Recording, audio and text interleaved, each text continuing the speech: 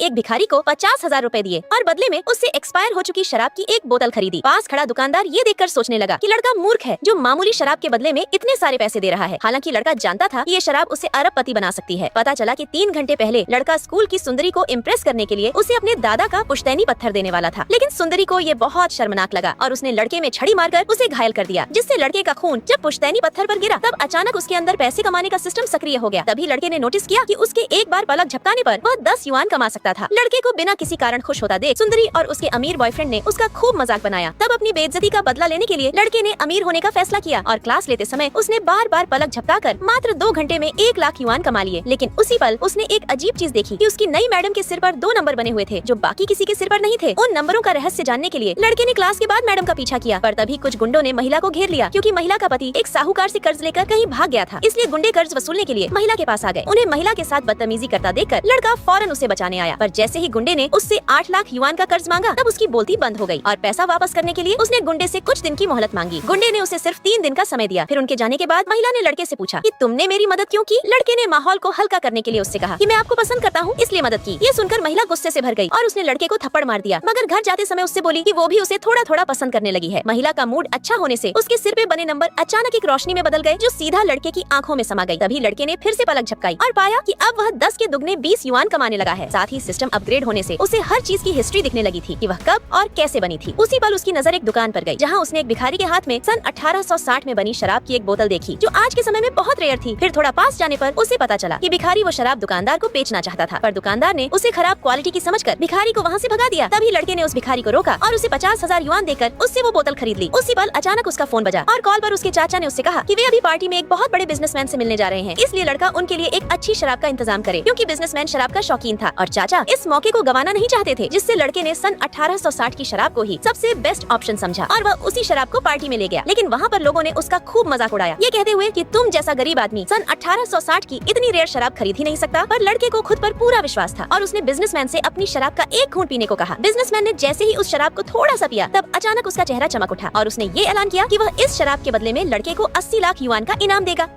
लड़के ने